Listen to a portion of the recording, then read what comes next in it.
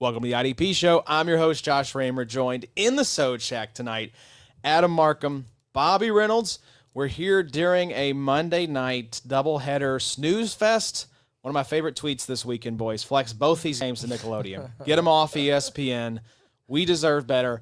I think Jets-Dolphins just wrapped. We're watching the Broncos beatdown of Cincinnati. Addy, it's just depressing that Joe Burrow goes down and the Bengals season is over in September. I know. Just, completely ruined. Hate to see it. Ruined it. Ruined my day. Yeah. But, that's what happens when a QB gets hurt like that. The season is just, over immediately. But it's a shame. I'd actually thought about going down and seeing a Bengals game this year just because it's, 3 hours from us here in Bowling Green. So, won't be doing that. Will not be doing that. But shout out, Bobo. You're rocking the merch. Cincinnati Reds back in the playoffs for the first time. The COVID season, I think they played 60 games and made the playoffs because I was looking this up. Yep. Non-COVID season, I think it's been since 2013 that they made the playoffs. So shout out to the Redlegs back in the dance. They made the playoffs, but I think that's going to be about it. I mean, Hey, we get the Dodgers. that's something. Yeah, who cares? I mean, Baseball's a weird sport. It's like the fifth time it's happened in the last 20, 30 years, So, I mean, and it's not been great for a while. Mm-hmm. Won the World Series in 1990, and I think maybe 5 or 6, 7 playoff appearances in the 35 years since then. I kind of attribute the Marge Shot years to kind of the Jeff Fisher years with the St. Louis Rams. If you powered through some of those Marge Shot years, you earned it. You earned it because you knew the Reds were going to accumulate young talent, and then they were just going to trade it away. They were never going to lock anybody up long term. It's hard for these small market teams to compete when there's no salary cap. Mm-hmm. Yeah. Hopefully we re-sign Ellie, Hopefully. Got to do it. Jeez. Got to do it. He's incredible, man. What a freak. I've loved baseball for a long time. And, I know there's been some really cool players through, but nobody as dynamic as Ellie. Yeah, he's got it all. Nobody. In the NFL, who would Ellie be? God, Ellie could maybe work in the NFL. Is he like a Jamar Chase type? Like a mega talent, sort of like... His athleticism is just off the charts, though. He's like 6'6", probably. That's the thing. His height and speed and freaky athleticism reminds me of one of those top tier wide receivers. But the power that he has too behind some of his home runs and everything is it's not like anybody. He's not like a Ricky Henderson. He's bigger. Throws 100-mile-an-hour, shortstop to first base. It's just things we just haven't seen before. Sick, dude. And it's kind of cool living in the whole world of sports, science type of stuff, to where you can actually go back and look and see Ellie hit 98 miles an hour on this throw from short, stuff we never knew in the 90s. Miles an hour. That's really cool. He throws really hard. Mm-hmm. Well, yes, we are very excited. The Reds are back in the playoffs. The Bengals probably not. But we're not here to talk baseball. We're here to talk Week 4 IDP recap. Welcome in. This is our flagship recap show for the IDP show. We're so glad you guys are here. Hey, I got a hole-in-one this weekend. No way. Disc golf. Okay. You knew that was coming. Come on. That's like your, 20th? Congrats. It's par for the course at this point, Adam Bobo. was about to flip this table if I'd have told him it was golf. You would have told me. I played golf last week horribly. Have you ever had a hole-in-one, Addy? No, I've gotten close. I got really close actually, a couple weeks ago. Look at you. Was it Kenny? Wasn't meant to be. No, it was Oak Hills. Oak Hills. There you go. Place in Tennessee. There you go.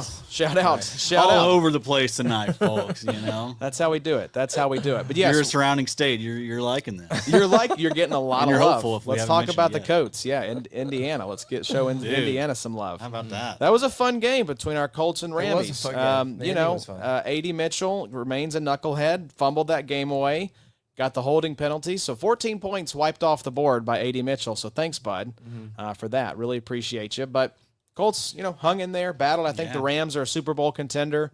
I would put them in the top 3 or 4 in the NFC. I think this is a check mark for y'all. Y'all are a legitimate team. Yep. I think you needed to see it against the Rams because the Rams have now beat a couple of goofy teams, but then also, got beat by a good Eagles team. But now y'all have the check mark for me. Yep. I think y'all are going to be a feisty little team. I think we will be one of those teams that if we don't win the division, will be playing in the wild card round, probably win the wild card round, and then like a tough out in the divisional round. You know, because I mean, we'll see though. We'll see if the Ravens make it in now at 1-3. Steelers are in control of that division. We talk about the Bengals being dust essentially with Burrow gone. I mean, I think the Browns will be feisty, but I don't expect them. So it's like Steelers. Yeah. We'll see what the Chiefs. You know, the Chiefs are obviously always a tough out come playoffs. Ravens are weird now. That's what I'm saying. 1-3. I think the chances to make the playoffs at 1-3 is got to be less than 10%, less than 15%. Brutal schedule for him to start. It really is. But Lamar, the hamstring injury. So I mean, it's up to it depends on how long he's out for. Hopefully it's not more than like a 1-2 game thing. But they're turning into the Bengals essentially now with Burrow is kind of how they would act with Lamar defensively, because all the Bengals are trying to do is outscore people, and with all the injuries that the Ravens have, that's going to be their MO moving forward. Roquan potentially hurt for a while. Madubuike done for the year. I mean, they're in trouble. They're in big trouble. They're in big trouble. So, but you all are not in big trouble. You're here. We're going to talk through everything you need to know. This is our last live stream recap. From here on out, it will be recorded and posted on YouTube for you all. So thank you all for tuning in. We hope you've enjoyed this first month of live stream recaps. I know he's in. Rougarou. Evening, gents. Yeah. You knew he was here. Thanks for showing up, Scott. We appreciate you being here, buddy, as always. But yeah, we're going to talk through everything you need to know from week 4. Drop your questions. We've already got some in the chat. We'll hit those in just a minute, but keep those non-start sit questions coming. We'll be happy to answer those. But let's jump right in, boys, and let's talk ya boy, Bobo, Tuli Tuipulotu. Just decided everyone in the tri-state area needed to be sacked this weekend. Tuli started the season slow, but the underlying metrics were there the whole time. That's why guys like our boy, Professor IDP Scott Soltis, recommended him in the Streaming DL article. John Macri was talking him up in his Week 4 preview. But I don't think any of us expected him to put up 61.9 points by Big 3 scoring, 4 sacks, 10 tackles, 5 TFLs, 5 QB hits, a forced fumble, 80% of snaps with Khalil Mack on IR. Tuli decided to do it all himself on Sunday. Now, the Chargers did not get the win, but Tuli looked awesome, Bobo. Mm-hmm. I want to hear it from Addy. Tuli looked awesome on Sunday. Yeah, he did. I mean, he got to go against Jackson Dart in his first start. This will be the best game of his career. But I mean, we've always been excited for Tuli, right? I mean, this is a guy that we were hype about this offseason. Like, we thought that he was going to walk into a much bigger role with Joey Bosa, leaving. And that's what we're seeing. And now he's also like, this is year 3 for him. Mm-hmm. So, I mean, he should be starting to really enter his prime, starting to really figure things out. Bosa out the door, Khalil Mack on IR. Like, this is his room now. It's him now, yeah. Bud Dupree, I think, is the guy playing alongside him at edge. So, yeah, I mean, it's Tuli time, baby. Tuli time. But it's been cool to see. You love to see a guy pop off in this way this early in his career. But, I mean, he's a guy that, he should be no worse than an edge 3 for you. Right. Moving forward, I think. He feels a lot like Nick Herbig, who we're going to talk about here. And I even like Tuli more now. I disagree. Nick Herbig, as in like Nick Himbig. There you go. Sorry. Thank you. Nick Himbig. Sorry. My bad. It just as far as like, I even like the ceiling now for Tuli better, especially if he's getting 80% of snaps. Mm-hmm. I mean, that is a healthy snap share. And he's clearly the edge 2 once Khalil Mack is back in the building. Whereas Herbig's going to go, unfortunately, back on the shelf whenever Alex Highsmith is back. So maybe. We'll see. A little behind the curtain. I don't know. Nobody here knows probably. But I traded Tuli about an hour prior to game starting on Sunday morning. And honestly, I was fine with it. I'm still fine with it. I think Tuli and Himbig are different. I think Himbig is going to be way more reliable from a average perspective. His highs and lows are going to be a whole lot closer than Tuli's. The aggravation with Tuli is going to be, Adam's right, this is awesome. But next week you're going to start him and he's going to get you, 4.2 points. And you're going to be super, super frustrated. And that's kind of how it's been with Tuli. I think he had a 3-sack game last year. And he put up some points. I mean, I agree with what Adam's saying, edge 3-ish. If you have somebody who would thinks that this is just going to be the next guy, I would let Tuli rip in a heartbeat. I like Tuli, but we can find guys like Tuli. Ultimate sell high right now, coming off 62 Well, points. I'm just saying, like, I don't want people to think like this is going to be like an Abdul Carter. No. Like the next young guy. Right. This is just a pop. He is. Adrian Claiborne had 5 sacks in one game. We're getting ready to come into bye weeks. Yeah. There's been some injuries along the defensive line. This is one of those situations where if you're in a start 2 defensive end league like our league is, Tuli is in the mix for that DN2 for you because, again, injuries and bye weeks are starting to take their toll. So, we have a comment here. He's super useful right now. Like I have Kyle Van Noy, I have Andrew Van Ginkel. Nolan Smith out, right? Nick Bosa's out. Yeah, so, I mean, it's I would love some Tuli right now. Yeah. Bobo, I think TMB was feeling a little bit of your pain. First week, I benched Tuli, shaking my head. That is one of the all-time benchings. That's the Tuli experience, and you're going to start him next week, and you're going to hate that you did. That's right. He's just one of those guys. I think he's a little bit more matchup based and correct. dependent, right? He's so solid. We believe in his talent. He's going to be a fine guy, but he's probably not going to touch more than like 13, 14 sacks in a single season. And then he's not going to live in that range. I don't think, right? It's going to be, I don't know. I just don't. He's not going to be like consistently awesome. That's another thing that we need to pull some data on in the postseason is the players in IDP with the least amount of variance in scoring. You know what I'm saying? We are, baby. The more the compact, data. Man. The data, we got a lot of fun stuff for y'all cooking on the data side of things. So it is just being stay compiled tuned. now. Yes, it is. The database is very rich. And we actually have 3 years of that data right now. We complete, do. So we'll be able to look at scoring variance. I have some notes in the doc tonight of guys that have been very stable. All right. Himbig is actually one of those guys that has been consistently scoring 20 points the last 3 weeks. That's also with Alex Highsmith out. So I like Tuli better long-term for the season, unless Highsmith is out for a considerable chunk again. He's really cool if you started him in a best ball. Oh, if you got Himbig and best ball, that is some heads. absolutely beautiful. So Tuli, I mean. Yeah, let's for sure, either of these guys I love because you don't have to decide when to start them. That's the beauty of best ball. So let's talk a little linebackers, though, boys. We've got a lot of linebacker bullet points in here. We've got some linebacker questions already streaming in. So if last week was sort of a chaotic, wacky, up is down and down is up kind of week in terms of linebacker developments, this felt like the week when it kind of stabilized a little bit. Cedric Gray, Peyton Wilson, and Trevin Wallace all returned to their previous roles.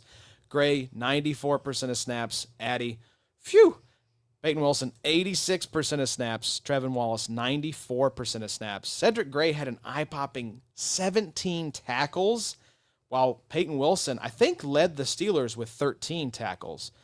So I know you were happy to see Peyton Wilson. Yes, thank God. I was very concerned. Put the mulleted one, Cole Holcomb, back on the bench. Yeah, and one of those tackles for Peyton Wilson was massive. Man, stopping Addison to make Minnesota. They had to take it 4 plays there. It was like 4th and whatever before they scored. Yep. But just a massive tackle for Peyton Wilson. Thought he looked better than he has all year. But yeah, still a little nervous about that situation moving forward. Like, Jabril Peppers didn't play in that game. I don't know what the story was there because he got time the week before that. Deshaun Elliott was back, so maybe Deshaun Elliott was back, right? Does that bump Peppers' playing time down? Probably so. I just was, wondering if maybe they would use him at linebacker a little more potentially. But I think you do got to feel solid about Peyton Wilson because at least with Peyton Wilson, like even if they do bump his snaps down, the dude is so good. He's so efficient at just stuffing the stat sheet. We've seen him do it every game so far. Like even the week where he played like 50% of the snaps, he still put up 7 or 8 tackles, I think, and gave us a solid week. So I think he's going to be that type of player where there could be a little bit of dip in snap share, but hopefully we won't feel it too bad because he's just so good at producing. Yeah. Is he leading the Steelers? Probably Patrick Queen. Queen's balling. We're going to talk about Queen here in just a little bit. But Queen's playing well. But Peyton Wilson is like a top 12 linebacker right now, like on the year. So, I mean, he's playing great for fantasy, but it's just that snap share. When you look at the snap share, it's a little scary. But maybe he just needed a swift kick in the butt last week, some motivation.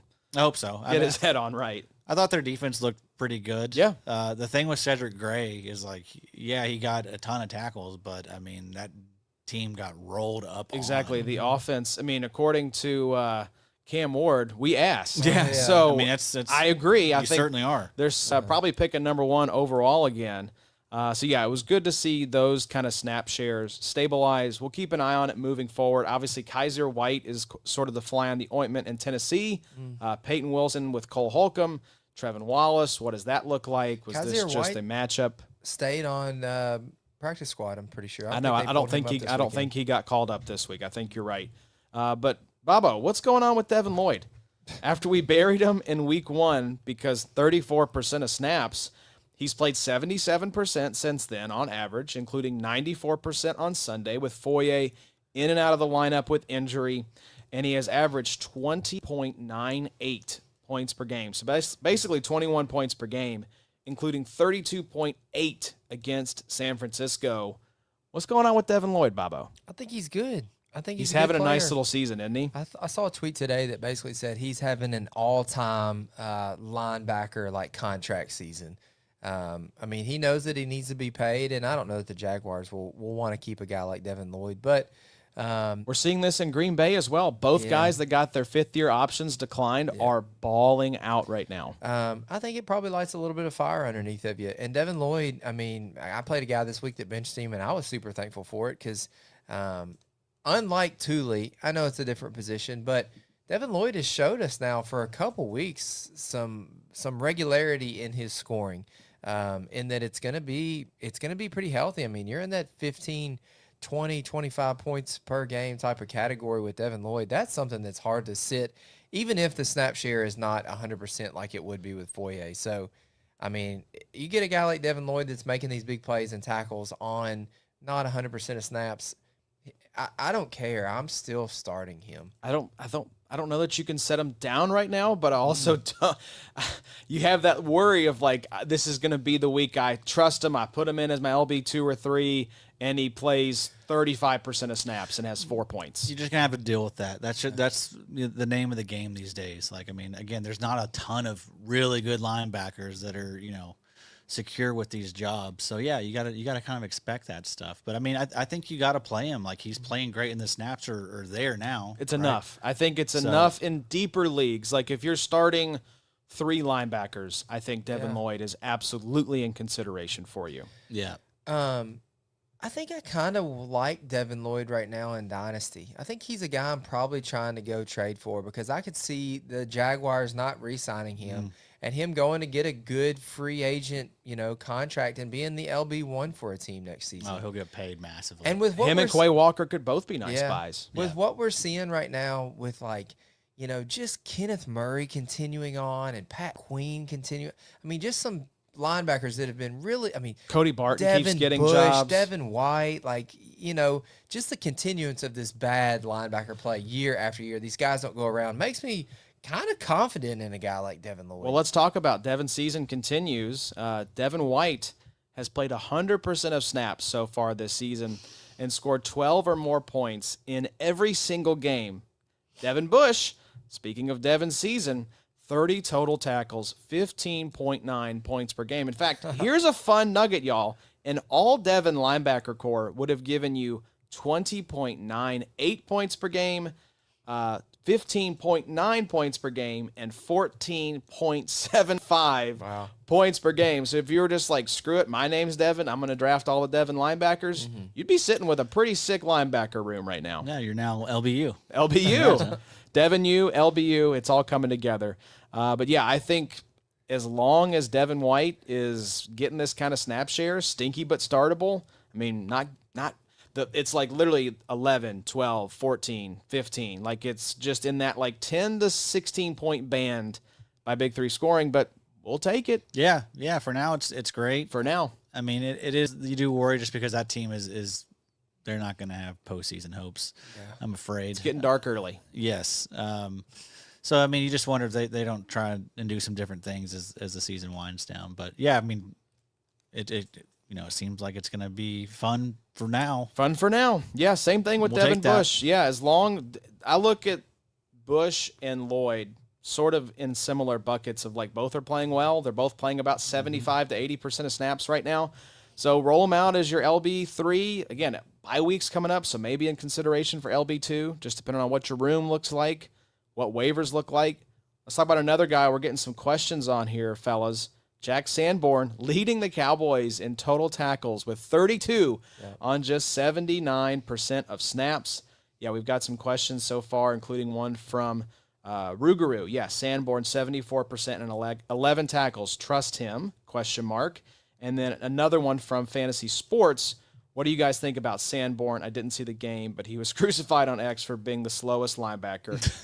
Keep cashing in all plays. LOL.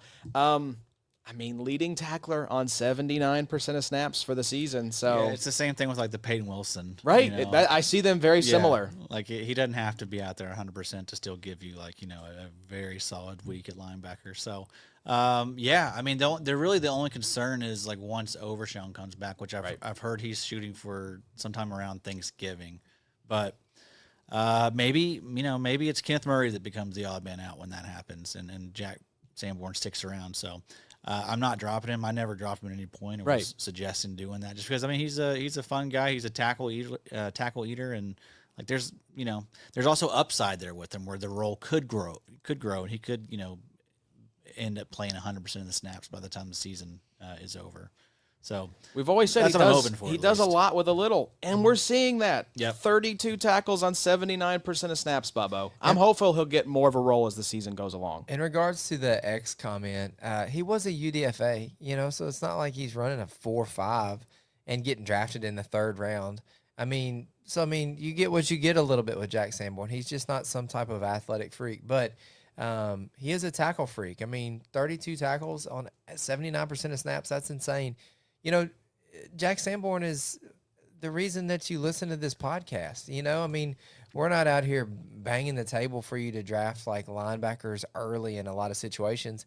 If you've listened to the podcast over the last couple of years, you've found guys like Jack Sanborn and probably won some leagues with him. You have very little draft compensation or trade compensation or waiver wire fab to get a guy like Jack Sanborn. LB50 right now, LB50 when the ADP wrapped up, somewhere in that 45 to 50 range. But in like, comparably speaking, like you gave little to get him. Nobody's going to give you a lot to trade for him. So just ride him out. He's playing a healthy enough snap share to be in consideration, unless you're just in really shallow, like start 1 LB kind of leagues. Yeah. Unfortunately, he didn't get the snap share to start the season. Like if he was playing 100% of the snaps right now, like, oh my God, you'd be getting tons of offers for this dude, right? Absolutely. But unfortunately, it didn't work out that way. But again, it could still happen for him. Kenneth Murray could go down next week. I mean, he's Overshown, maybe a shell of himself. Right. I'll wait to see the Overshown stuff. His injury was bad enough. Right. That's the thing. He had amazing sideline to sideline speed. Let's see if that comes back. I hope it does because he's a really fun player to watch. We hope the same for like JOK and everybody. But I mean, that's an uphill road. Right. So Marist had a awful penalty last night in that game. Mm-hmm. It was a late hit. Yes, I remember that. After the play, he's like, "Dude, what are you doing?" Yeah, he's kind of a dum-dum. Yeah, he needs to mature a little bit, I think. But you mentioned it earlier, Addy. Patrick Queen has quietly been stellar this season.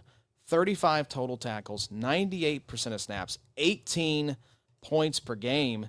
And then along those same lines, Bobo, obviously your favorite linebacker. No. Don't you dare try to say Pat Queen and Ernest Jones I'm just saying, the same lines. Very similar logs here. Both slept on, I think. 33 total tackles, 98% of snaps, 17.4 points per game for Ernest Jones. Mm-hmm. And then let's just lump D. Winters in as well because that log is pretty similar as far as the tackles and the snaps. And you love to see it from an LB2, 32 total tackles, 99% of snaps, 13.75 points per game.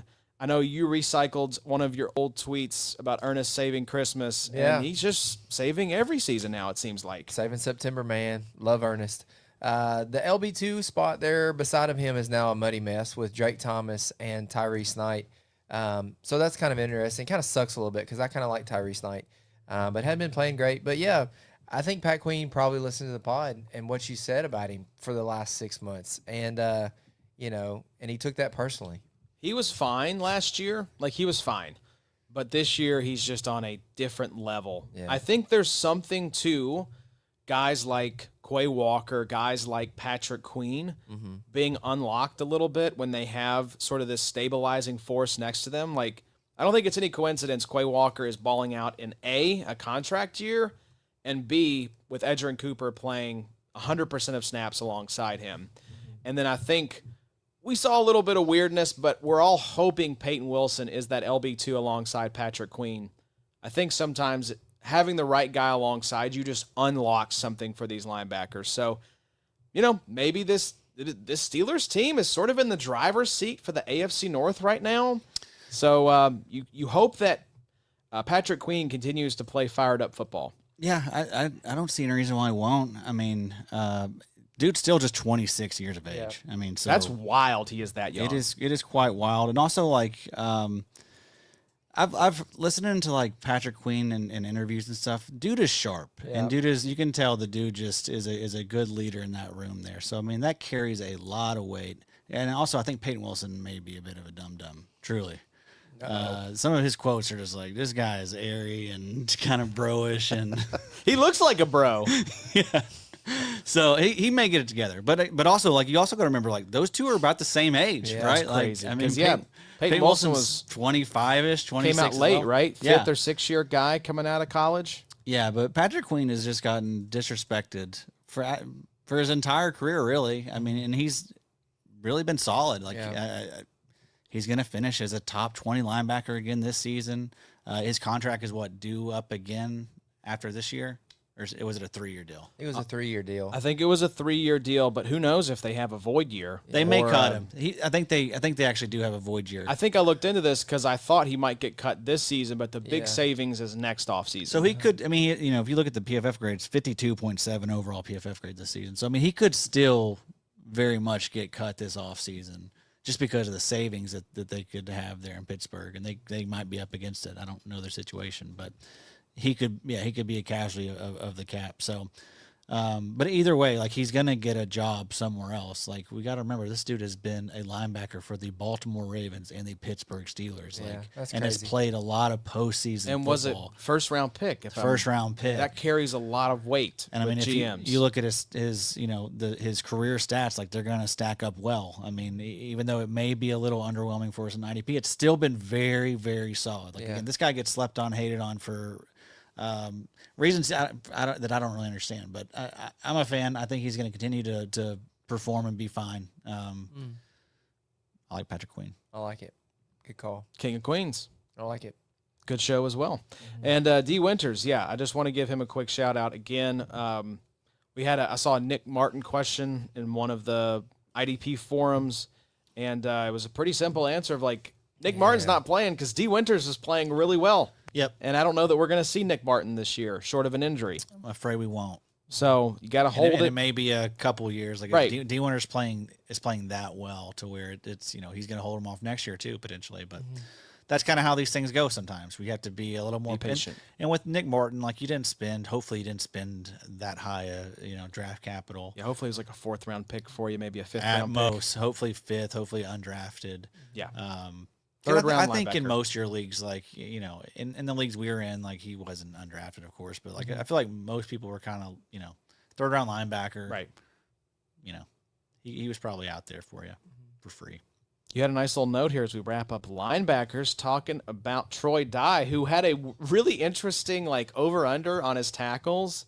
I think I saw on, like, DraftKings or one of the sports book, and it was like, what does Vegas know about Troy Dye this week? Was it high? I think it was like over under 8.5 tackles or something like that for Troy Dye. Wow. And he went over. Yeah, 13 tackles this past week. So you just love to see the snap share increasing every single week. He played 86% of the snaps this past week. That was up from 77% in week 3. It was 67% in week 2 and 54% in week 1. So that is a arrow up, folks. Arrow up. Now, the only thing that is a little concerning is we have what's his face? Perriman coming back. Denzel Perryman. He'll come back week 7, but I mean, I think Troy Dye is done enough and playing well enough. If Dye's playing well, what does Perryman give you that you're not going to get from Troy Dye? Perryman's kind of like Kaiser White. It's like you're a backup. You are of backups. truly a Jag. Yeah. Yeah, at this point in his career, for sure, yes. You are bench fodder that we can pull up if we have some injuries in front of you. He'll dress. I mean, he's going to be above Deshaun. he'll be above. I mean, any of the lower guys, but he's not going to get much. He should PT. be LB3 in that pecking order. What was Colson out for the season? Shoulder injury or Yeah, something it was like something that? upper It didn't body. seem like it was necessarily a crazy injury. Because when I was looking at, we'll get to it later, but I was looking at a bunch of like IR stuff, designations. His was like I forget what they labeled it, but it was something to where it was like it was very vague. It was they didn't like. Yeah, it wasn't like a shoulder injury. It wasn't anything like that. Yeah, his was very strange. Maybe like undisclosed. Maybe that's what it was labeled as. Yeah, let's see. I'm gonna look him up in Sleeper and see if they have anything. It says it was a shoulder. Yes, Injury required. reserved. Yeah, shoulder surgery per Daniel Popper of The Athletic, but it doesn't say what the injury was. Just that he's out for the season after shoulder surgery. So Very weird vibes around Mr. Colson. the only one that's been weirder is the whole Joe Mixon situation. I roster Mixon in our main league, and it's getting to like weird, is this guy still alive kind of vibes. No one's seen him. No one's seen him. Can we get him holding up the newspaper to show that he's still with us? Wow. Yeah, so he hadn't been around the team or anything. D'Amico Ryans has been very vague. No national reporters are talking about it. It's not like this is some fifth round rookie or something like that. Yeah, no, he was a stud last year, too. Right. So it's just been a very strange situation. I kind of feel similar with Colson. Like the whole thing just felt very strange. Hey, take your time, Joe. Woody's got it from here. Woody's got it. Toy Story, baby. Woody's got it. Let's talk about some defensive Isn't that true? linemen. That's why his name is Woody. Is it from I've Toy heard that he loved Toy Story like so Now much. I've got to Oh, look wow. this up. Yeah, you're Now gonna I've have got to look deep this dive up. that. Let's. I thought I had my phone on. That's but on do you, not Josh. disturb. Look Come on, at you. bro. Gotta I be do. better. I do. Yeah. Let's Busting see. at us. Gotta be better. Let's talk about some defensive linemen here, fellas. It was a big week for some big name defensive linemen. Just some output for you all via Big Three scoring here. Edge rushers. Let's start there as Adam gets a hell of a pour going. Make sure you're tuned into the YouTube here. It is Oktoberfest. We had a question about Yes, it last we week. did. Speak on your beer Forgot choice. to respond. But yeah, Oktoberfest. It's Founders. I think Founders is everything they got is good. Not a sponsor, but could be a sponsor. Would love for it For to be a sure. sponsor. Great beer. Come on in. 6% alcohol on this, so the back end of the show could get a little dicey. The brain gets a little loopy. I After prefer some like Founders. something in like the 4 to 5 range. Uh-huh. Anything beyond that, not as young as we gamble. once were, Eddie. it's just it's a lot. It's too much. Quickly. Perhaps it's too much. Remember when you used to do Monster and beer Wow. It is true. I'm washed. in the I am- same show? Those saying were- that out loud, I was like, God, I am washed. It's sad. Those It's a are little good. I'm sad. gonna start getting you the Michelob Ultra that's got no alcohol in it. Just see what happens. My Be like, golf buddy has switched to Mick Ultra. It's kind of sad. Nice. It's a sad day. Very sad. Sad Nice. day. Yeah. It's what happens though, Gotta folks, watch as calories. we approach 40. Got to do it, I guess. So yeah, big week for big name defensive linemen. Let's start at edge rusher. Max Crosby 41 points, Aiden Hutchinson 34, TJ Watt 29, Danielle Hunter 28, Jared Verse back on the board. Bobo 24 points, Brian Burns 23, Nick Hembig 23. This was his third straight 20-point game. Leatu Latu 21, Carl Granderson 20, George Karloftis 18.7. We could keep going. The point is, boys, QBs had a bad week. And fantasy managers had a very good week if they were rostering and starting one of these guys. So just nice to see some of our big name edge rushers come through Good in to see week 4. Latu. Right. Very nice to see him come through. Also, Verse. I think there have been some people getting frustrated about Verse, but I mean, got to settle down. 2 folks. good weeks in a row now for Verse. Right. That's right. But Latu, nice to see him back in the lineup. Yep. Played 64% of the snaps, I think I saw. But like crushing it with the metrics right now. Like blue across the board pretty much in everything. He was the number 1 ranked edge rusher coming into this weekend That's pretty sick. in the whole league. So Max is still nasty. That guy is Oh, yeah. so pretty good. damn football. good. Yeah, we had to watch. there was some some tomfoolery out there talking about benching Aiden Hutchinson. Like, Yeah. I don't know. Don't pay attention to folks like that, guys. If you're watching or listening to this, I think it always start Aiden Hutchinson. Always start Max Crosby. and Daniil. Yes, Danielle Hunter. Sit Daniil talk. Yeah, it's Danielle Hunter talk. I think Mike brought that up on IDP bets. He had Danielle Hunter in there for a half sack prop. That's crazy. And so that smashed. Hutchinson's also like back to playing like 95% of the snaps. It's like, all right, it took us, 4 weeks to get him back up to like Max Crosby levels of So snaps? it's like there are maybe three guys that do that at his position, that type of snap shares. But yeah, bench him if you want to. That's fine. Yeah, that sounds like a. And if you play in the type of leagues like where you have to consider benching these guys, you need to change your league or stop playing IDP. We love you and we support all different types of league setups, but you can't be starting like 3 guys. That's just no fun. Yeah, it's not fun, guys. That's not fun. Hey, you got to do better than that. We don't want to, get over it too quick, but Brian Burns maybe having a DE1. He is DL1 right now on the season, Wow. going into Monday Night Football. That's what I thought. I mean, I think he's had a sack or DL1 multiple every single week. He has been above 20 points, I think, every single week. Yeah, let's do some like quarter awards here. Yeah. Brian Burns got to be the edge. Edge, I would absolutely. Brian Burns or Byron Young. Dude, that's true. Byron, They're 1 and 2. They are 1 and 2. Byron's a hustler, man. That Brian guy's Burns, got a motor. 26, 21, 32, 24. Damn, son. So That is incredible. And also, all 3 of those dudes are playing. I think I saw like the lowest snap share was 78% of the snaps last week. So all 3 of those guys are eating. All 3 of those guys should be starting for you if you got them. That's a sick defense. Yeah. Sure is. Sexy Dexy almost had a pick Almost, 6. dude. It was so close. That was great. Brian Burns, 81% of snaps in week 4. So it's amazing. Yeah, all these guys. I mean, look at the snap share from all 3 guys. 81% for Burns. This is week 4. 77.8 for Thibodeau. 73% for Abdul Carter. Hey, what does that 77.8 round up to? 78%, baby. Dude. Still got it. Old Tibbs, man. I like him.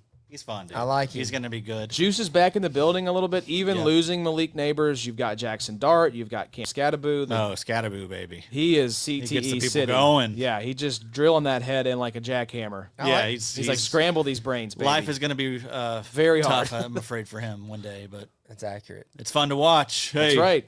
He's a gladiator, baby. He's leaving it all on the field. Little bit of brain matter every game. Hey, it's a football player. It is. They don't need the brain. I love the don't tweet need the today. brain. I love the tweet today that showed Scatterbo walking off the field with dirt all over his shirt, and they had played AstroTurf.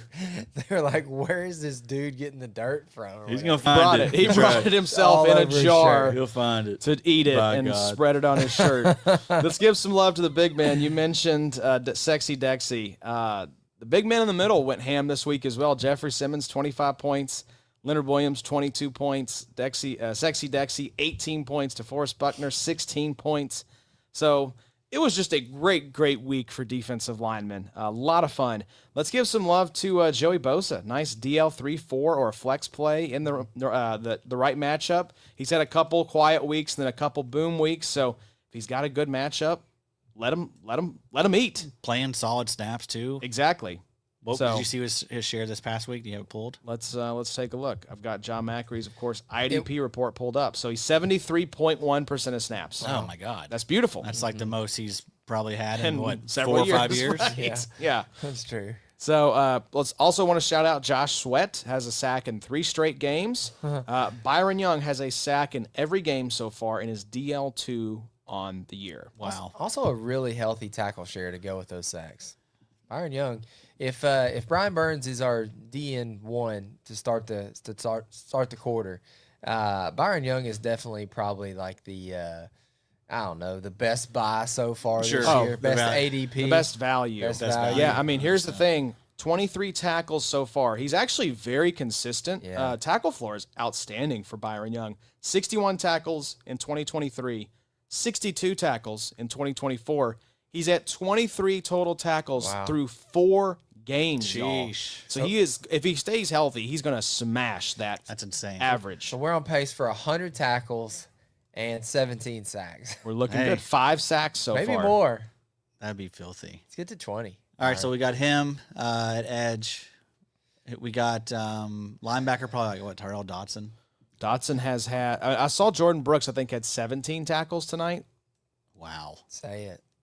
Yeah, Henley. I knew it. I'm just talking about who He's is been good, but he's been highly drafted. I think Yeah, good if call. we're going Byron Young route, I think it's got to be more like so Dra- like Draft capital for Let's look. production. I don't think you can still look away from Bond. Maybe quite yet. Pat Queen. Pat Queen is LB2, but 1 point behind Deion That's Henley great. right now. Where's Bond right now? He is, let's see, Roquan Smith is LB3. We'll talk about that. Out for a few weeks. Yeah. Where's Dodson? So Roquan is LB3. Wagner is LB4. Ernest Jones, LB5. Fred Okay. Warner is LB6. Foye is LB7. Zach Bond is LB8. Okay. Tremaine Edmonds, That's a LB9. great one too. He's That's crushing a really it. good one. Devin Lloyd, LB10. Wow. That's good. Peyton Wilson, LB11. Devin Bush, LB12. Quay Walker, 13. Mac Wilson, 14. Devin White, 15. Jack Campbell, 16. Big Bob Spillane, 17. Caden Ellis, 18. You're saying those things so casually. That last group of 6 or 7 is insane. It's someone in that group. That's Mac Wilson, Devin Yes. White.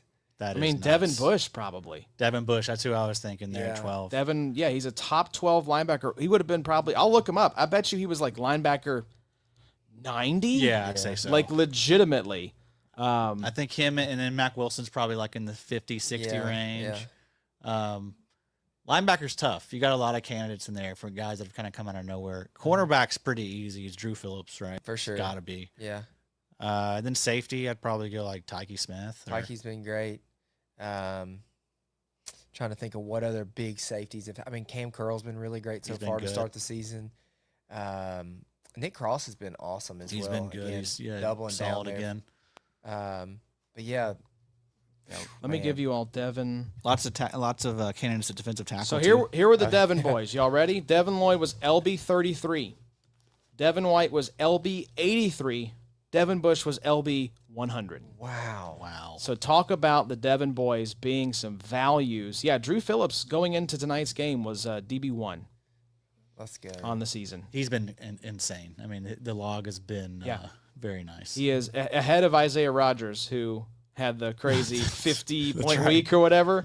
But yes, Drew Phillips is DB1. So he is definitely your DB MVP so far. Fun. So- It's fun. It's a good way to look at it. Yep, quarter pole, right? Yeah. So, yes, we have the big-name defensive lineman. The only other one I wanted to bring up here was Micah Parsons. We expected kind of a slow start just in terms of the playing time, but he already has 2.5 sacks. I think they'll keep ramping him up as the season goes along. I mean, they paid this guy. He didn't have a training camp. He had a back injury. So I think we'll see more of a snap share moving forward for Micah Parsons. But, I mean, 2.5 sacks already through 4 games on limited snap shares. Pretty darn good. So He's going to be just fine. he's going to be just fine, folks. Not worried about Micah Parsons at all. Let's talk about DBs, though, boys. We mentioned Drew Phillips. Got to continue to give love to Drew Phillips. He is an absolute dog. 1 interception, 4 PDs, 2 tackles. Again, DB1 on the season. You called him out, I think, in the week 2 recap, Bobo. Cam Curl stayed hot. He was a menace against the Indianapolis Colts this weekend. 2 INTs, 3 PDs, 9 tackles. Let's talk about Deshaun Elliott, boys. At least coming into these Monday night games, he was DB1 on the week. 6 tackles, a TFL, 2 QB hits, a sack, a pick, a forced fumble, 2 PDs, 36.9 points, most by a DB this week in his first game since week 1. So missed week 2, week 3. I saw a lot of like Deshaun Elliott. Do we trust him? Yeah. It's like, Yes. do we expect this? No, but No, but he's a solid safety too for it. He was last year as well. So yes, I mean he's back in the same role again. Like shouldn't be too shocked when he has a monster week because I mean he's comfortable with the defense and he's a good player. You know they brought him back. They gave him a nice little deal this offseason too, didn't they? I think you're right. But yeah, I'd feel confident starting him as a safety too every single week. He gets great usage as well. So. Yeah, you can do a lot worse than Deshaun Elliott. Let's see what the snap share was. He was 100% of snaps and played 31.6% of his snaps in the box, 13% at the defensive line, and 17% in the slot. Beautiful. So that's 30. That's about 62% in the sweet spot. Take on that all 100% day. of snaps. So yeah, that's a guy with that kind of snap share on that kind of defense getting that sort of usage that you're going to be starting every single week in start 2 safety, 2 DB type of leagues. Yep. So, Bobo, speak on your boy Cam Curl because he's having a nice little kind of resurgence here with LA to start the season. I mean, he showed signs of it when he was in Washington that he could kind of play this role for a team. I mean, but 100% of snaps, I think he's probably pushing almost 40 tackles on the season. I know he has a sack, I believe, in week 2. And then this last week he had 2 interceptions. So the Rams are playing good. It's probably a little bit of both. I mean, I think he's a good player, he's a good tackler, but it's a little bit of that pass rush is so good in LA that it's starting to elevate everybody else around him. I don't think Landman and Spates are great linebackers, but when you have those guys playing in front of you, it makes you look a whole lot better. Well, it's kind of the same for the DBs. You've got some weeks that Kinchins looks really good. Some weeks Curl looks great. Quentin Lake. Quentin Lake has his time in the sun. But Cam Curl, dude, I think I'm not selling him. I'm not really trying to buy him because he's going to cost too much, but I think Cam Curl is going to have a fantastic rest of season. I mean, I think he's a locked-in starter right now for you. 35 tackles, a sack, and 2 interceptions through 4 weeks so far. Yeah, I think this is kind of what people were chasing when he was in Washington. He just never really got to this point to where he was producing. And it's always kind of tough with a DB, at least for me, to say that I trust it. But I think through 4 weeks, we kind of have enough data to know what's working for the Rams and what to expect from him. Yeah, he played at least this past week more deep safety, Yeah. 67% deep safety. Mm-hmm. But Cam Kinchin's 86% deep safety. So Yeah. I think they're using these guys all over the formation. They're all getting a good, healthy box percentage. Jalen McCullough Yeah. played 40% in the box, just 24% of snaps, though, so not a ton of usage there overall. Mm-hmm. So, yeah, I think Cam Curl is back on our radars a little bit, too. I think he's solid. I'm selling if I can. Yeah, I mean, for sure. he's getting there off of big plays, 2 interceptions last week. Can't count on that stuff really. But almost 40 tackles. 35 tackles through that's 4 nice. weeks is pretty nice. Very solid. But I don't 9 disagree. Tackles per. Especially in Dynasty. If somebody's coming willing to Right. pay a lot, let him rip. Someone wants to give me a third, he's gone. For sure. Fourth, I'll it depends on what my situation is like. Yeah. Like I traded Xavier McKinney to start the year for a fourth. So smart. But I mean, it's like maybe Always sell it, that seems light. No. But I mean, I got Drew Phillips in lineup. Now I got Tucky Smith in lineup. Like it had no need for every the week, name. Every Cash week out. you can look up and find another Andrew Makuba or Yeah. Craig Woodson. There's all kinds of defensive backs that Craig. come But with up from 1 week to the next. With with how these slot corners are used. I mean, Yeah. truly, it is defensive back is so deep, Mm-hmm. especially in those sleeper leagues when they're labeled as defensive backs. Like there is just So many of them. no excuse not to have a solid defensive back room. Yeah, it's interesting, too, when you look at some of the top guys at the DB position. Again, Drew Phillips, number 1. Isaiah Rodgers, of course, off the back of that 50-point game. Cam Curl, we mentioned, a deep safety, but Jordan Lewis, Slot. Tyreek Stevenson, Marcus Jones got in there off of the back of the punt return duties. So, yeah, there's just a lot of these slot dogs. Kenny Moore would have been up there. Yes, he would missed. have. We miss Kenny Moore desperately. Our cornerback 2 was getting roasted out there. They kept motioning Puka out to try to get him isolated on Xavier Howard. It was like, oh, God. Yeah. It's like, here comes Jason Voorhees in the horror movie. Everyone's about to die. Man, the downfall of Xavier Howard should be studied. That guy was great when a couple years there for Miami, but man, I think he's kind of old now. yeah, it happened quick. It falls off very quickly for cornerbacks. But, Puka will make you look bad though. yes, And he your is. room is like decimated It's right now. very bad. We had to start Mike Hilton a lot. This is his first week with the team, Right, right? he was out there way too much. Hey, let's talk about this real quick because I was thinking about it. I played him today. Shout out RSO and Nico. You're not listening, but that's okay. What is Puka going to ask for in the XFL? Oh, geez. So if you don't baby, know, that's our tomorrow. extensions come right. out tomorrow to where if you have a guy that's on an expiring contract, RSO's algorithm will go and produce a extension of $30 million for the next, per year for 4 years. So what do you think Puka will ask Well, for? if AJ's on my squad at the high end, it's $65 million a year. Yeah. I think it pulls the overall average of the algorithm up probably to like, is he going to be like 4 years, $200 million, like $50 million a year? I think it'll be north of that. Wow. What? I What'd you think it say? could I be said like 4 years, $200 million, like 50 a year. I Yeah, I it think could- it'll be around that. I think it'll be 4 240. Yeah. 60 per year. Because if you always think it's going to be like, it's going to be all right. And then it you never see is. and you're Who are like, the top? Who are the "Gosh." top ones? It's like an average of like the top. It's not, though. The That's algorithm franchise is tag. yeah. The franchise tag is the average. The algo just completely random.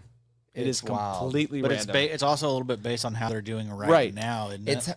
it's their production. It has nothing to do with what they're. I mean, it has something to do it with what they're exists getting within paid. the context of your league. But so as like, well. I had Yes. Puka. Like he's not going to ask for $100 million a year. I picked up Puka in the auction his rookie season, and I paid him like $2 million a year for 3 years. But that doesn't take anything into account. What goes into account is where his production is now, and he's probably the wide receiver 1 in I XFL. think so. I would Yep. say.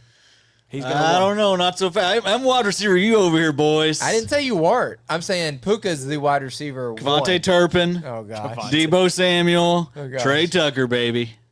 You are. I'm not even kidding though. Like we get kick return yards Yeah, it's pretty in here, nasty. and so like these guys are absolute freaks. They really are. Turpin is a freak. Debo Samuel, I looked up, was wide receiver 1, I Dude, think, after week he's 2 getting or 3. tons of return yards. It's ridiculous. Also, that needs to be studied. There are so many punt and kick return people that are valuable this year. I mean, the amount of kicks that are the being new returned. kickoff return rules It have is helped crazy. a lot. Shout out So- to the Rams. That's another little caveat to why I think they're winning right now. That knuckleball that dude is kicking is hard to wrangle. There's an advantage right now because it's so new. People just don't know how to approach the dynamic kickoff. So Yeah. I think smart teams like the Rams are going to take advantage of that. We have But any questions, or are we still cooking? yeah, we got some questions we'll get to Okay, here in okay, just a okay. sec. I just didn't know if 'cause you were like, we got a couple of 18. them. No, a couple of them are going to be addressed here in just a sec. But gotcha. I do want to give a shout out to Jonas Sanker. Breakout game, Addy. 5 tackles, 3 PDs, and a pick. Keep in mind, with the Saints, Honey Badger retired Julian Blackman on IR. So we're kind of waiting for this type of emergence from Jonas Sanker. Normie Twitter was talking about Sankers. That's how I knew. That's how I knew. All right, I gotta go check it out. And it was I gotta start looking listening pretty, to this. looking pretty nice. This normie world, and then go slide Josh a couple trade offers. They love Geno Smith. Oh yeah, They love old Geno. sipping on vino. The checking on Gino. normie analysts love a lot of the quarterbacks that you're like, are we sure these guys are good? Yeah, You right. know? But yes, Jonas Sanker, just wanted to give him some love. I think this is a guy that is going to be the top of a lot of waiver articles this week. So In a great spot there. I mean, that's a team that is going nowhere as well.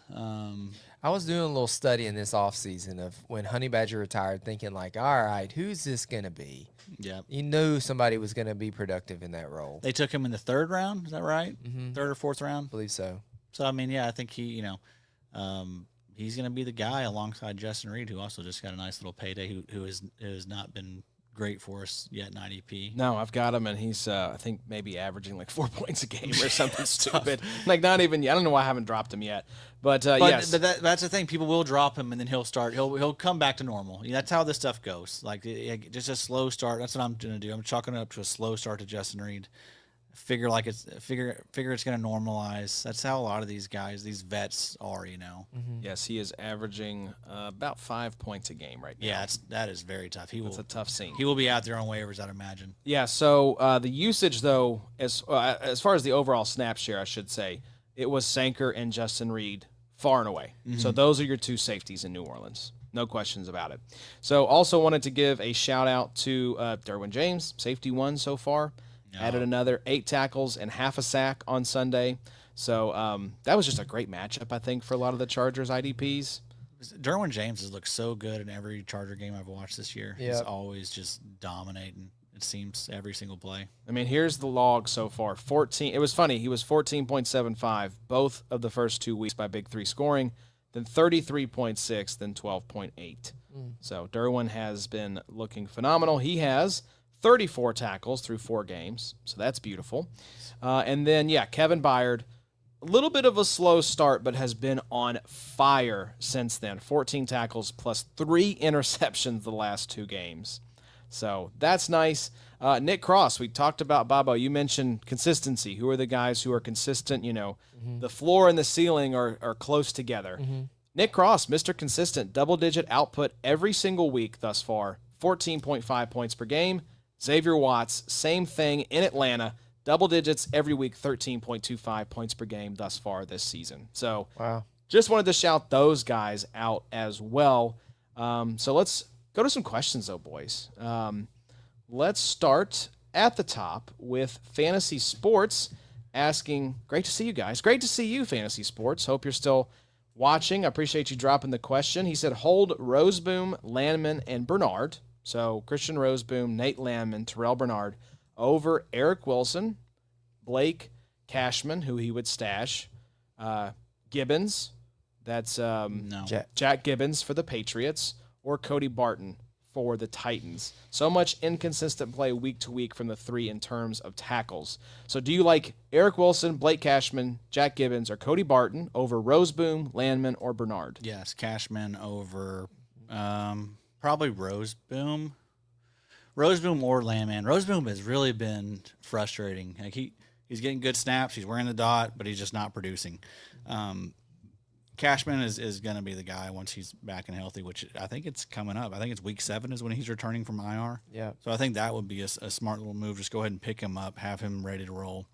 Because all those other guys that you mentioned, like Eric Wilson, he's going to be vaporized once Cashman comes back. Is Cashman really on IR for that long? Because he went on IR after week 1. So it's 4 weeks. So it'd be week 2, week 3, week 4, week 5. Do they have a bye maybe coming up? I think I have it in Probably here. have a bye after the London game. Probably a bye in week 6, back in week 7, I bet. It says eligible to return week 7. Which makes sense because I think they have their bye week 6, I bet. Probably so. Coming back from Ireland and then London. So, but hamstring for him. But yeah, I would get Cashman. If he's out there on waivers, and this is for everyone, like go get him. Like, and Landman's been stinky as well, man. Yeah. 27 tackles through 4 games. 10, 8, 3, and 6. Yeah. Not great. That's kind of who Landman is. You know, let's look. What was and Roseboom, same thing. Like they're both just They kind of fall in the same bucket right now. I feel like, it's 28 tackles for Roseboom, so pretty much identical production. I wouldn't lose sleep over replacing either one of those. Yeah, guys. I agree. If you can stash Blake, go get Blake Stash, man. And also he said Cody Barton. Honestly, I might rather have Cody Barton. Let's see what Barton Starton is doing. Let's see. He is gonna be funny if he's the exact same output. No, he's at 29 tackles. There you go. It's the average whites in terms of sort by tackles, bro. Yeah. When in doubt, sort by tackles. So thank you for the question, Fantasy Sports. From Harry Brooks, sup fellows, drop Winfield. I'm just going to stop there and say no. No chance. Next question. Do you think Cedric Gray overtakes Cody Barton in Tennessee? Probably not. I mean, this team, we had another great question from Rougarou a little later on about, are there players on tanking teams that we could see overtaking the veterans? So that is not right now. I think Barton not at is this safe. moment. I think Barton is safe. I think they're going to want Barton out there to kind of get everyone in line, make sure everyone's doing what they need to be doing. Barton's like, one of the, few vets they have on that team. Agreed. So, and especially a linebacker, boy, just a bad room. So I think he's fine. I think just the question is always going to be who's that linebacker too alongside Cody Barton, because also they paid Cody Barton like 3 years, $20 million this offseason. So I feel like he's going to be there to stay. Also, like, you got to figure this team, they know that they don't have much of a shot this season. So I mean, they are going to be looking towards the future, but also they want to kind of have some things set in place. Like, you want to have a few guys that are cemented in that defense. So I mean, I think Cody Barton is going to be someone they plan to have their next season. So I don't expect him to be a guy that gets rug pulled or anything. But linebacker 2 is going to be fluid, I think, all year long. I would agree with that. So let's see here. A couple other ones from Rougarou. What do we do with Yaya and Christian Ellis? Christian Ellis, you're cutting him. Yep. Also, there was a question about Jack Gibbons earlier, right? He was mentioned. Yes. Jack Gibbons only played like 45% of the snaps. I know he had like 13 tackles, but he didn't play the snap. And that was also like a lopsided game. So there's a lot that I don't really know, after that one. And also you have Jelani Tavai coming back. He's eligible to return week 5. So this next week. So again, just a lot of question marks there at linebacker. That was what we were concerned about before the season started with that team. There was just That's why we were annoyed that they brought Christian Ellis back to begin with, because it wasn't really a need. And now they're not even playing Christian Ellis. I know. He could have been in Las Vegas just racking up tackles him and Devin. sacks and just high-fiving each other. High-fiving all the time. Yeah, it was Robert Spillane only played 74%, but that was because they took him out in garbage time. Correct, yes. So, yeah, I'm not trusting either of the LB2s in New England, Bobo. And don't No, thank you. drop Diaby. I mean, he's just now 80% playing time, I believe. He's probably got 10, 12 tackles on the season. I know he had a sack in week 3. I don't think he had one this week, but I'm he not has 12 dropping. tackles and a sack so far. Yeah, don't drop Diaby. His pressure rate's been good, though. Like Yeah. he'll come through eventually. Go trade for Diaby right now if you can get Just be patient. That team has playoff aspirations. Diaby's another like Tuli type, Yeah, right? sure. Like, he's going to have one of these weeks where he goes off for 3 sacks, and Yeah. everyone's like, oh, baby, is he up next? And it's Mm-hmm. just like, that's just kind of like, there's a lot of guys like that. For sure. Right? So I want to go back to Ruguru's question real quick. Basement dwelling teams, a young player that's going to replace a vet. I would look at linebacker on some of these teams we've mentioned in New Orleans is Stinky Pete. Stinky Pete or Demario Davis. Yeah, you know, he's 35. I think this could be a team that could also be trading some players. You know, giving some veterans a chance to go chase a ring somewhere or make the playoffs with another team. So do we see? Help me out with the. Danny Stutzman. Yeah, there Danny in Stutzman in New Orleans. I think so. Could you see the young guys in Las Vegas get some run? Yeah. Maybe, yeah. Who were those? That they have the similar sounding They last had names. Eichenberg. Yes, From last Eichenberg and Lindenberg. The Lindenberg, Berg that's Bros. right. The Berg Bros. Yeah, potentially. Demetrius Knight Jr., I think you could see if Cincinnati falls out of it. I'm trying to think of other places where Panthers young would guys, essentially be like, I don't know. They don't really have a young just don't linebacker, have- but yeah. more Trevin Wallace potentially. They have an undrafted guy there, too, that who knows? You never know. Mm-hmm. Maybe like Arizona with Cody Simon potentially. Yeah. Maybe that could be Mac Wilson, great story right now, but I mean that team, it could be bad here in a couple weeks. NFC West is tough. Yep. It's a tough division. And other than that, though, I mean, that's the position I would look at first because I think that's the one that's easiest to kind of get a handle on. You can see the snaps start to be replaced as the season goes on for some Barrett of in these Cincinnati guys. is probably a solid one, right? Yeah. There's been some questions about Logan Wilson potentially being on the outs. And that's really more of like a week 8 type of question. Like Right. it's good to kind of, put a pin in right now, but week 8 is really the separator as far as like teams know whether they're going to make it or not. Right. So, Addie, let's talk about a fun little segment here. I like that you put this in. Some Dynasty tidbits. I think these are just some guys. Bobo did this. That was me, hun. Oh, was that you, hon? That was me. Look at you. I love this. All right, let's talk Dynasty tidbits, Bobo. I won't hit everything, but just kind of something I thought about today. I know there's some teams out there that are 1-3, 0-4, and kind of already up against it. And these are like deep names. This is not like Abdul Carter. This is not like the head on Addie's beer over there. This is some. We gotta go deeper. We got to go a little deep for just a second. So just some names. Keanu Benton, averaging 60-70% of snaps every week. 8 tackles, 1.5 sacks on the season. I think he had a sack this last week. So a name to kind of put a pin in. Also, I think they have Derek Harmon there as well. Darius Robinson, defensive end there for the Cardinals. First-round draft pick. I think he was late first round last season, averaging 50% of snaps. Only has 5 tackles on the season, but 3 of them came this last week with a sack and a half. Brian Brissy, another first-round defensive tackle. He's only 23 years old, 70% of snaps for the season, 9 tackles, 1 sack. Tyree Wilson, another guy we don't need to forget about. He is playing low snaps, only 30 to 40% snaps, but 6 tackles and 2 sacks through 4 weeks. Addie will never give up hope. Donovan Ezeraku actually looks pretty good. I think when you watch ball, you know that guy is actually going to figure it out.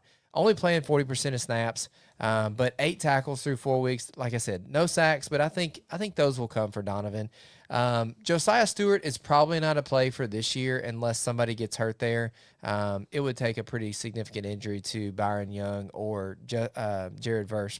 He's a play for when they can't afford to bring back Byron Young. You're exactly right. I mean, he's already getting 30% of snaps and really doesn't have a whole lot of meaning. I think he might have 1 sack on the season, but Josiah Stewart, just a deep name to put a pin in. D. Winters, I know he's playing really, really well right now, but I think D. Winters might be a guy that you're able to go and grab. Like, I think you could acquire D. Winters right now. 100% of snaps, 32 tackles. Darius Mossau, that kind of is Ruguru's question there. Not a ton of meaningful playing time, only about 40% snaps, but 11 tackles in 3 weeks of play is okay. I mean, with really, really low PT, that's fine.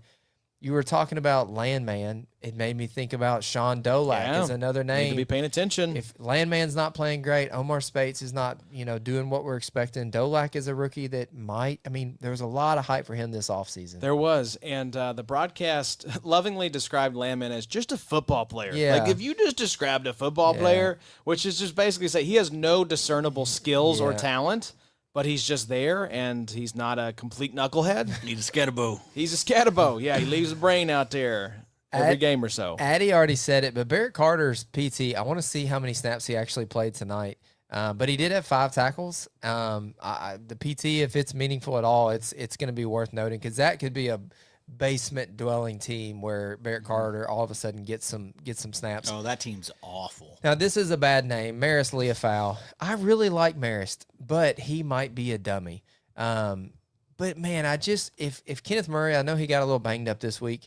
But Leofau, if he could just get it together, he has enough pop. He could be a little Landon Roberts or something for somebody. And then some DB names. Marcus Jones, he is 55% playing time in 1 week, so he got down really far, but then a couple weeks of 100% snaps, 16 tackles, but he has 379 punt return yards on 10 attempts. So if you're averaging that out, that's 37.9. Look at you doing math. Hey, I can do it all. So Marcus Jones, he was kind of the darling of 2022, the finish, I believe, so it was a couple years ago. And then got pretty hurt, but it's kind of back around if you're a punt and kick return guy. Like the original Travis Hunter, right? I've got 3 more, and then I'm Don't done. mention that big old bust. Xavier Watts, nearly 100% of snaps, 23 tackles, 2 INTs. Keep in mind, he had 7 in 2023, and he had 6 in 2024 at Notre Dame. Xavier Watts is hooping, dog. He's a baller, man. Like 13.5 points per game so far. He's a playmaker. Had a toe tapping INT. It was sick. Another rookie, Marcus Sigel, 100% of snaps, 26 tackles, and 1 fumble recovery on the season. A guy that I think the stats could get even a little bit better for. I like Sigel. And then I just don't want you to forget Quentin Lake, 100% of snaps. I know everybody's kind of talking about Curl right now. Kinchins have had some good games, but 22 tackles, 4 PDs in week 3 alone. Just some names to just kind of, they're really deep. They're kind of gross right now, but you could, just pay attention to them. Quentin Lake is on the short list of slot dogs. Yeah. He is one of the ultimate slot dogs. For so, sure. Connor said you would know this, Bobo, but Connie is saying #free Nemo. Yeah, sure. Absolutely. All right, so there you go. Thank you, Connie, for tuning in. He's probably already This is a asleep at baseball this type point. of thing. That's a baseball type of thing. Yeah, Right. yeah. My boy's got to move up to a little league next year, and we're not too happy about it. So, love you, Colin. Love you, That's Colin. some inside baseball right there, Yeah. perhaps. Wow, they're trying to take you guys down. They're trying to make sure you guys don't It's stunt the- too hard or something. That birthday thing, man. I'm not a fan of it. Yeah, I birthdays. got to make some calls. Got to make some calls. Yeah. Well, which of you had the notable Week 4 injuries? Because that is next up. Here Oh, in the me, doc. me, Look me, at me. you. My turn. We need to label these guys. I don't know who did some of these segments. I like here. Josh not knowing. We've touched on a lot of these, or a few of them. Roquan Smith, we know about him. DeMarcus Lawrence also got banged up, so that's something to note. I just read the next headline. I love that. High What? pressures. You like that? That'll be a tweet later tonight. You'll hear it Hey, first. pin it. For God's sake, pin it. It'll be the first tweet in about a month and a half, so you're welcome. And the last. Probably.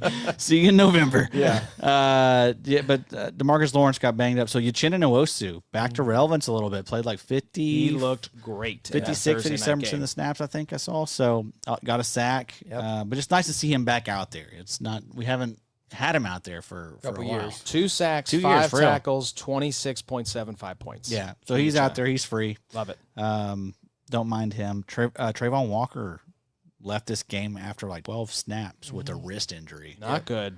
So ruled out immediately. I saw he was going to see a specialist. I haven't checked the updates. Specialist is never good. Yeah. I don't like specialist. Hopefully it's okay. Hopefully they can just put a, club on it and he'll be okay. But Just club people Club with that it. up. sounds not great. Lost you, Bobo. Maybe it's Gardeck season potentially. Ooh, If, Hey, it's always Gardeck season. It's just how intense is Gardeck season. Gardeck is just like anytime all of a sudden he gets opportunity, you're Juice, just baby. like you're baffled at why this guy's not getting more PT. the whole defense just Yeah. Elevates raises their play. It's amazing. He's like LeBron. Yeah. It truly is. He really is. Truly is Dennis like Gardeck LeBron. is like people. A lot of people have been saying that. I've You heard should that. pin that tweet. I should. Yeah, the latest it looks like from Fowler, Jeremy Fowler, is he's going to see a specialist. That's The injury not is great. not considered season-ending, which I don't love either. Yeah, don't love yikes. specialist and don't love. It's not like a season-ending, second guys. opinion. He's just out for 2 months. He'll be ready come December. right, exactly. He'll be ready for the fine. playoff push. So that's not great. Something to monitor. Also, I saw where Emmanuel Ogbaz is there in Jacksonville. He played like 65% of the snaps. Sure, why so, not? Why the hell not? You know, if times are tough. Times are tough, people. Devontae Wyatt left the game with a knee injury Sunday, so something to monitor there. He's been playing great this season. Yeah. Hopefully he's okay. And then I saw Eric Murray left Jacksonville's game with a neck injury. Another guy's been playing solid. Antonio Johnson replaced him. But those were like the main injuries this past week. Also, Let's go high pressure, low sacks. Adam. high pressures, low sacks, right? I love this. A lot of these guys are going to be slow starters. So we're going to get a lot of questions about these guys you're about to hear. Yeah, drop so and so. Yeah, what's up with this dude? He sucks. You know, he's too inconsistent. Well, we got to settle down, folks. You know, that's the The position. lesson, as always, is just settle down. Settle down. Settle the hell Take a down. breath. Yeah. Chill out. Let's touch some grass. Let's log out. Sure. Josh Hines Allen, 23 pressures. That's tied for third most, but just half sack. Oh, we wow. needed to add some. I'll get the sad trombone for the next one. Abdul Carter. What's up with Abdul Carter? He's not getting any sacks. Sucks. 19 pressures, folks. That's tied for 9th most in the NFL. Also playing a ton. We talked about that. I think he played like 77% this past week, we said.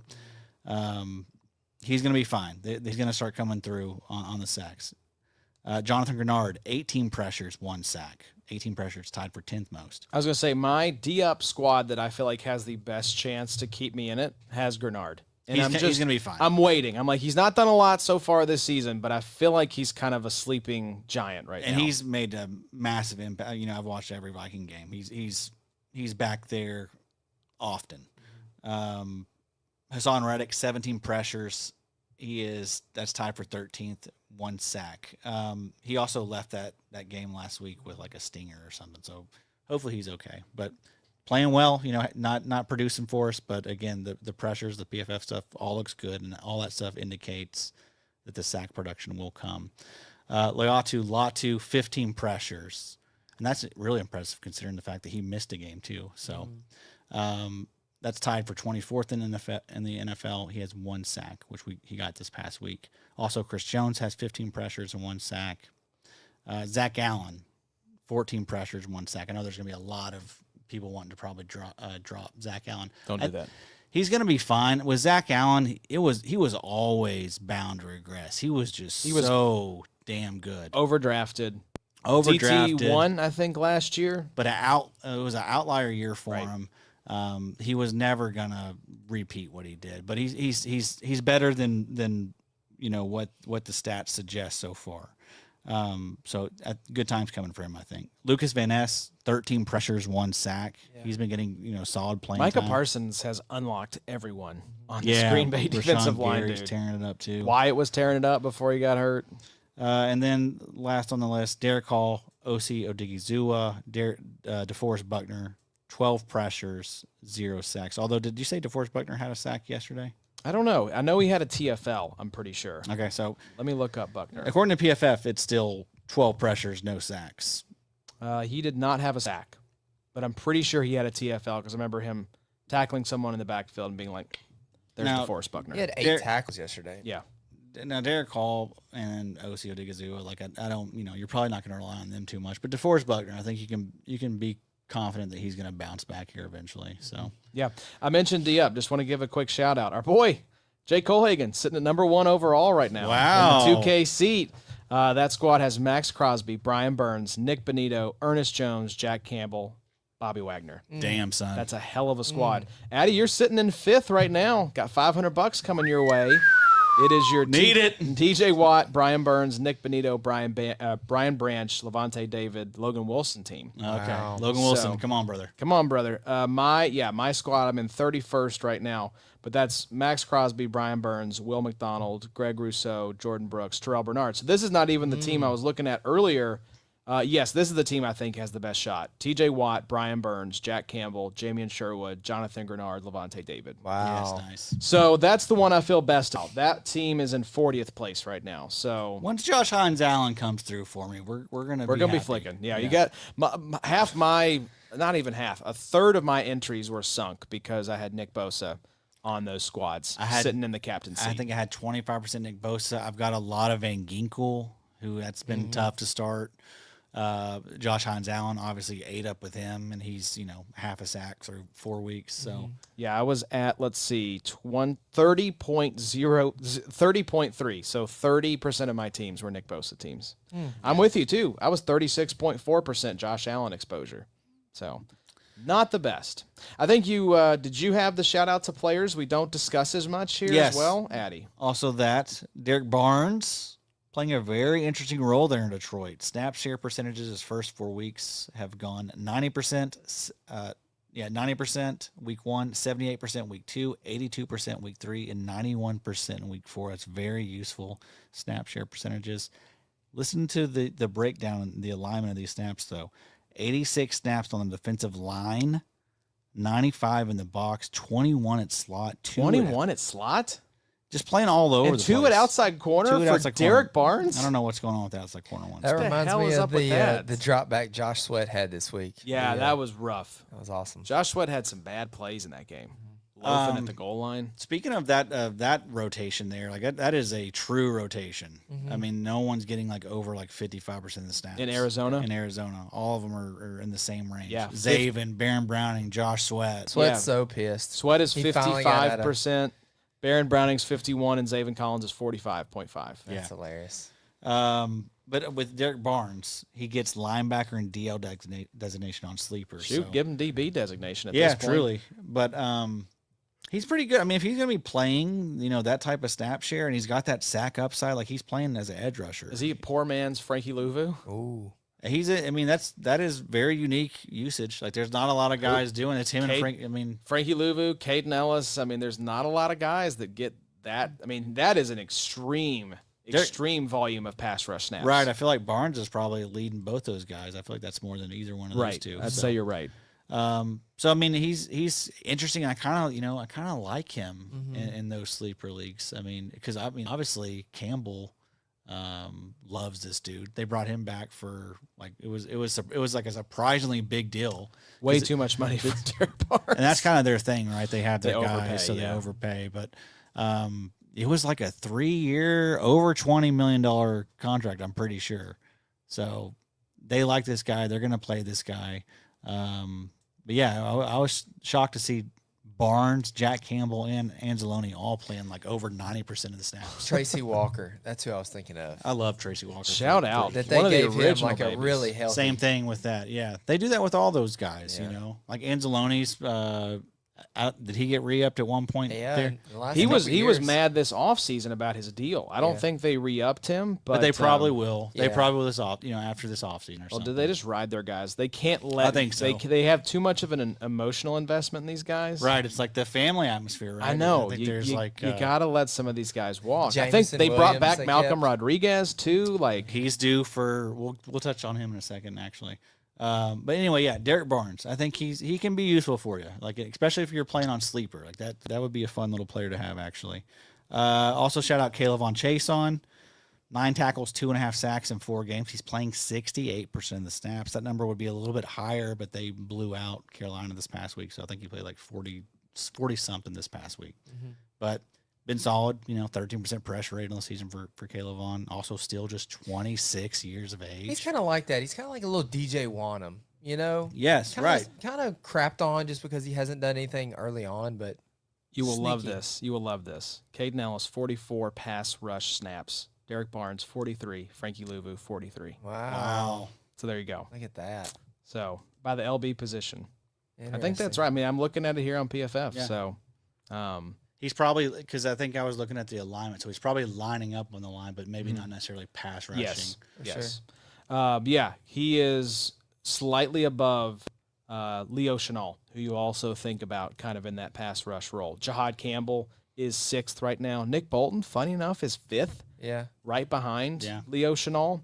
So they're just pass rushing these guys like crazy. But I mean, I would expect that to continue because I mean they have such a need there. They do. At edge. They really do. But also Jalen Redmond, shout out him. He's been Where did he come from? 3 sacks. He looked amazing. It's just a little IDL factory there in Minnesota. It truly is. Also Levi Drake Rodriguez. Yep. Another guy that is really good and slept on. He'll have moments. Like if something were to happen to Javon Hargrave or Jonathan Allen, this team should miss a beat. Like they're very deep at DT. And then lastly, I was looking at players that are due back from injury. Yeah, let's talk about it. Very relevant, I think, right now. You got to keep your head on swivel. Expect things to change, Especially people that started the year on Right. PUP or IR, missed 4 games, so they're due back now. And we got some big week ones. 4. There's some big Let's names talk here. about it. Nakobe Dean, eligible to return week 5. So that's going to be very interesting. How does that shake out? What does that do to Jahad Campbell, who's been playing great? Yeah. What type of share does Eagles are Nakobe 4-0. I know. I don't. They maybe ease him back in, but But everything I've heard is they love Nakobe they Dean do. there. But they also love Jahad Campbell and Zach Bond. Yeah. So what happens there? That'll be interesting to see how that all shakes out. Also, Jalen Carles was a guy we were very excited about this offseason. Desperately need him back. And then I think the snap shares for the Colts tells you that they don't know what the hell they're doing there at linebacker too, and they're probably excited to have this guy back. Zaire Franklin's nursing an ankle injury, so that's not great. I think saw he Chad had- Muma got a little bit of Yes, run last week. what the hell's going on here with that? He still got the little tiny. My brain blocked him out. I did not see him on the field when he was there. Not looking at him. Yeah, he Zaire Franklin, didn't he also have ankle surgery? Yes, Is this that the- offseason. That's not great, Bob. And now he's got the. I don't like that. It's lingering or something. It's lingering. Bottom. So, would not be surprised if that was contributing to a little bit of his inefficiency. So, Lingering. it's lingering. Adissa Isaac, remember that dude? Yes, indeed. He is eligible to return week 5. I mean, they could use some help there. That's Baltimore, right? Baltimore, right? Just lost Namdi. Kyle Van Noy's, he was out this past week. I think he's due to return pretty soon, though. Hopefully for my squads. What was Mike Green's snap percentage? Good. this It was week? like over 60, I believe. Pull it up.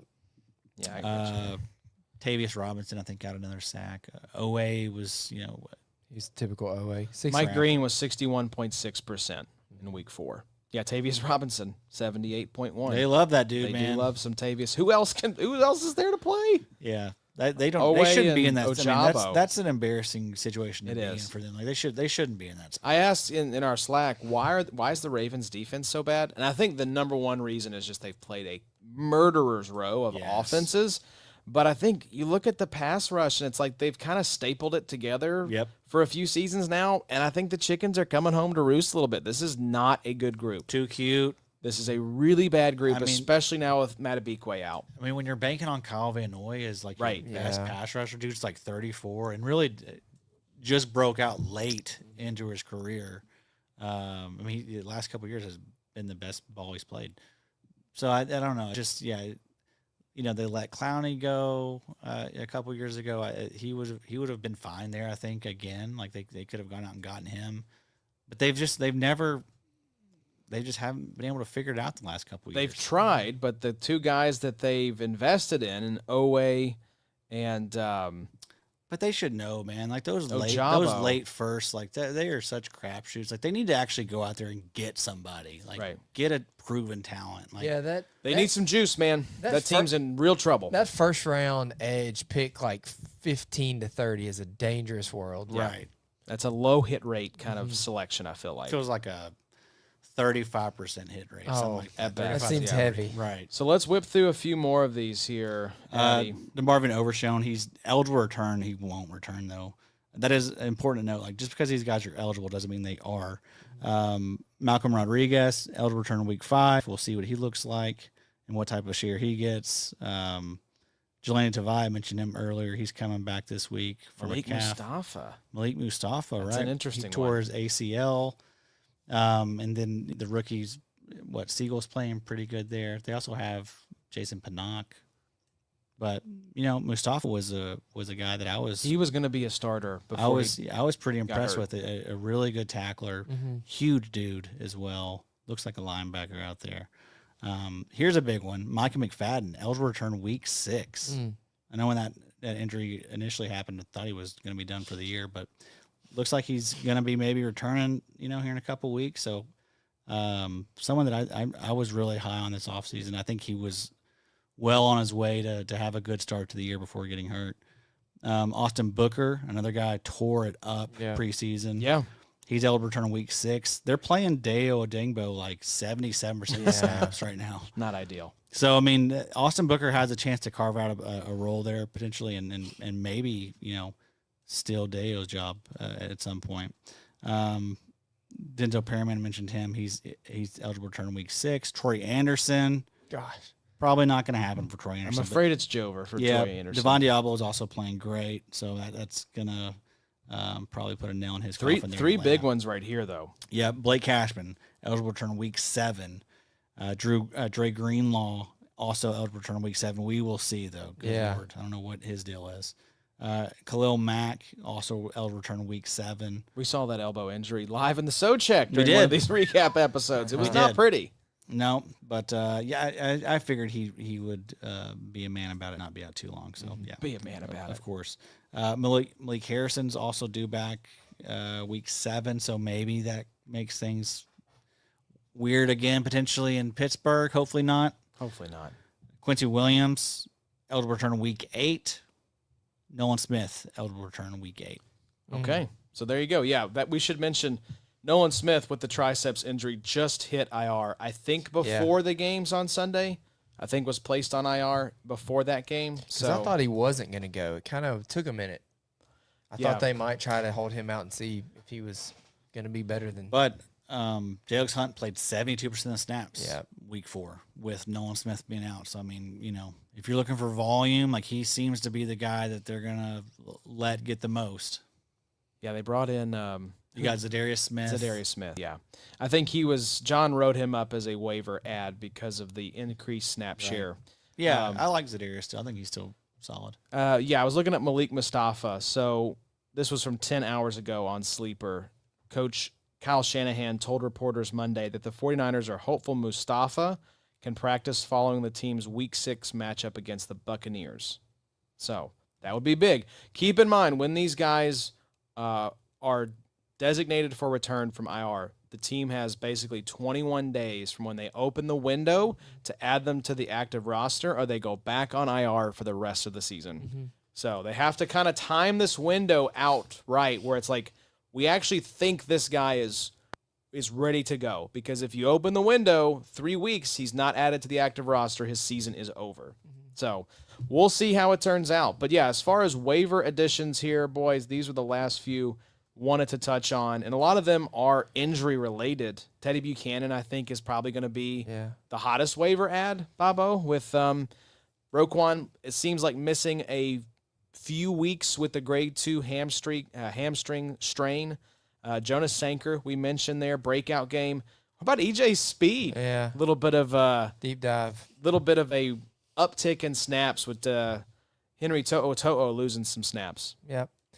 What about also our boy Kyle Duggar maybe getting a little bit of relevancy? Maybe check and see if he's available. I mean, a couple weeks he might have some PT. Hawkins or Woodson maybe out? Jalen Hawkins, I believe, is the one that got hurt, and so it could be Woodson and Duggar. There you go. J-Lix Hunt, you mentioned that. He's 72% of snaps in week 4. Zadarius Smith, also worth looking at. And then, monitor DeMarcus Lawrence for Uchenna Nwosu's relevance. But like Addy said, he's free out there on probably everyone's waivers. So, that's going to do it, folks. Thank you all for checking out this recap episode. A little bit of a longer one, but kind of our last week to talk about every single team, because bye weeks are going to be starting here Your boys are just staying in the UK. They're going to London. They like it over there. Yeah, they like it. They're playing the Browns, so that's fun. They were 4-0 in international games before Sunday. Carson Wentz is just kind of it's a tough roller coaster. Yeah. Going to be some highs, going to be some lows. Always going to be a thrill, but not always in the direction that you want. So, our Colts have, I think, a week 8 Berlin game against maybe. You going? I have been to that stadium, funny enough. I'm not a huge fan of Berlin, but it's the Olympic Stadium over there. It's really beautiful. It will be a very cool game day atmosphere. Gotcha. So, I love the international games. Just all the jerseys. Right. Just whatever jersey It's fun. you can find. It's a cool thing to see. The Good morning time. football is so nice. I Yeah. love It to is. have it on. Yeah. That's my take. Is that I think I dropped this in our Slack. I think 18 game schedule, 2 buys, and then a international game for every team Yeah. each season, and then from week 3 through week 16 or 17, we'll have international games every single week. Yeah, I don't think there'll ever be a team in London or something like that. I think the logistics would be too hard to work out and disadvantage that team too much, but I think that's how they'll solve the international football kind of issue. I think they should have games everywhere too. Let's put them in the Philippines. I think I think Australia game. will be on Yeah. the docket. I think Japan will be on the docket. I think Africa will be on the docket. Put one So everywhere. everywhere. Let's have it everywhere. Bowling green. More football. Let's Space. bring it to Mars. Let Elon be in charge of playing a game on Mars. Hell I yeah. bet the Wi-Fi be Let great. Cam guarantee Scattaboo volunteer for that one. So, Starlink, I think is what you mean. yeah. That's So what did you say? Yeah, Wi-Fi. The Wi-Fi would be great at that game. It would be. It's Starlink, baby. Well, thank you all again for tuning in. We appreciate y'all checking out these live streams. Like I said, from now on, these will be posted on Never Tuesday. again. Never again. You guys, this is it. This Last is the one. last one. But yeah, we'll have these for you all on Tuesdays. We appreciate y'all checking out the live streams, though, on Monday night. We hope this was helpful for you all during this first month of the season when there's no buys and waivers are very important. So appreciate you all tuning in. TheIDPshow.com. Y'all know what it is. Check out our YouTube, youtube.com/@TheIDPshow. Follow us on Twitter. Follow Adam on Twitter for his 6 or 7 tweets per year. They are fire. They are bangers. And we've got some cool stuff in the works for you all that we will share more details on later. But until then, y'all enjoy the football. Check out the website. Be good to each other. Go Reds. And go Reds. We will see you all next week. It's the IDP.